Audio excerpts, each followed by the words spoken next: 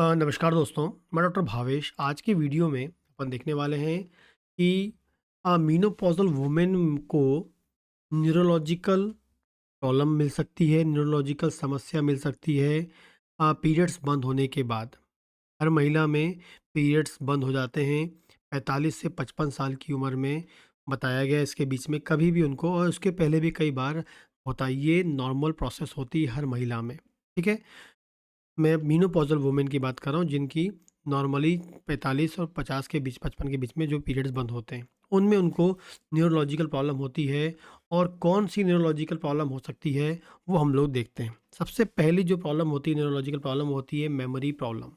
Memory problem होती है उनकी, उनको भूलने की समस्या मिल सकती है, उनको कुछ याद नहीं रहता है, थोड़ा-सा उन्होंने अपना काम किया उसके बाद और जो आगे काम करना है उसके बारे में वो भूल जाती हैं। या हम कह सकते हैं कि उनको किसी के नाम याद नहीं रहते हैं, या उन्होंने कहीं चाबी रख दी वो भूल जाते हैं। तो ऐसी कुछ समस्याएँ उनको मिलती है, मेमोरी प्रॉब्लम मिलती है, ख़ासकर भूलने की। और साथ में आपको क्या रखना है, कोई भी जो काम करने के लिए जो रुचि होती है, काम करने के प्रति जो रुचि होती है, कंसंट्रेशन होता है, वो उनका कम होने लगता है धीरे-धीरे, ठीक है? तो ये ट्रबल बहुत कॉमनली मिलता है पीरियड्स बंद होने के बाद, क्योंकि खासकर इम्पोर्टेंट हार्मोन्स की कमी उसमें होती है। इसका नाम होता है एस्ट्रोजन।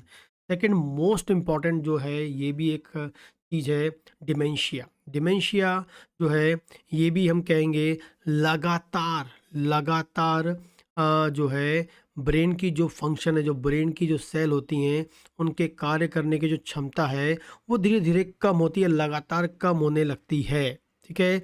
जिस कारण से उनको डिमेंशिया का रिस्क होता है, या डिमेंशिया हम बोलते हैं। इसमें उनकी जो मेमोरी है, जो उनकी मेमोरी लॉस होने लगती है, हम एक प्रकार से कहेंगे। या थिंकिंग या जो बिहेवियर है वो उनका चेंज होने लगता है, या काम करने की जो प्रवृत्ति है, जो उनका टैलेंट था, वो उनका कम होने लगता है, ठीक है?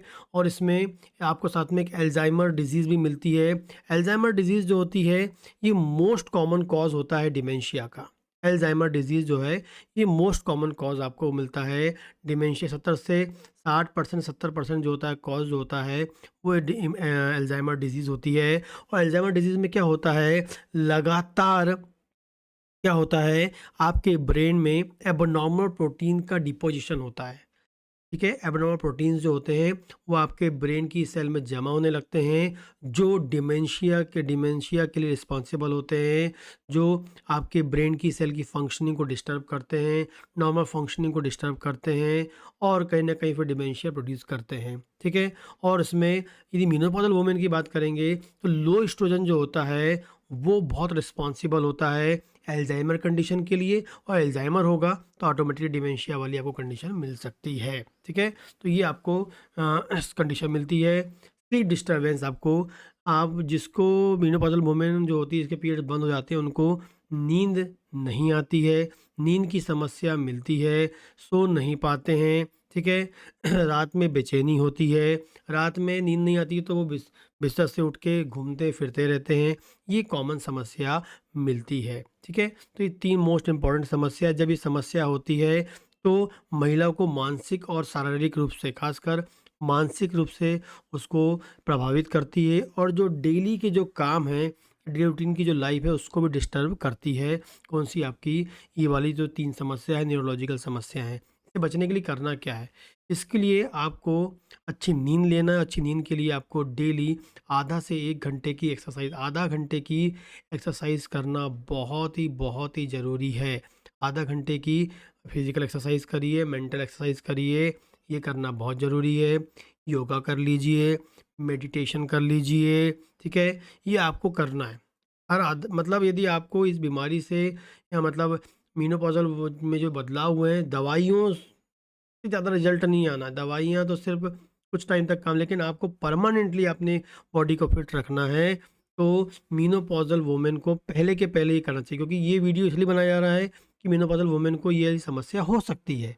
तो यदि आपको अभी मेनोपॉज़ल नहीं आया है, तो आप रोज़ाना आधा घंटा, आपकी एज करीब 40 प्लस हो गई है, तो आप ये रोज़ाना करना चालू कर दीजिए। ओके, अच्छी वेजिटेबल्स खाइए, अच्छी हरी सब्जियां खाइए, रात की नींद ऑटोमेटिकली आपको आना चालू हो जाएगी। और रोज़ाना आधा घंटे की धूप ले लीजिए, आधा घंटे की धूप, आधा घंटे की एक्सरसाइज, अधिक से अधिक फ्रूट्स, अधिक से अधिक ग्रीन वेजिटेबल्स, ये 4 चीज़ आप करते हैं और शक्कर बंद कर देते हैं, तो मुझे लगता है कि आपकी जो समस्या है बहुत अधिक फ़ायदा, बस एक 4-5 चीज़ करनी है, ये करेंगे डेली रूटीन लाइफ में ऑटोमेटिकली आपको रिज़ल्ट मिलेगा। मैं होम्योपैथ डॉक्टर हूँ, तो होम्योपैथी एक दवा होती है जो आपको हेल्प कर सकती है इस समस्या से बचने की, जिसका नाम है अश्वगंधा मदर टिंचर। मार्केट में आता है, अच्छी कंपनी की ले लें, और जिसकी 10 से 5 से 10 बूंद सुबह, 5 से 10 बूंद शाम, आधा कप पानी में कुछ टाइम तक ले सकते हैं, बहुत ही अधिक फ़ायदेमंद होता है। जो भी मैं आपको यहाँ बताता हूँ वो सब का सब एजुकेशनल पर्पज़ से होता है, आपकी नॉलेज को अपडेट करने के लिए होता है। नमस्कार।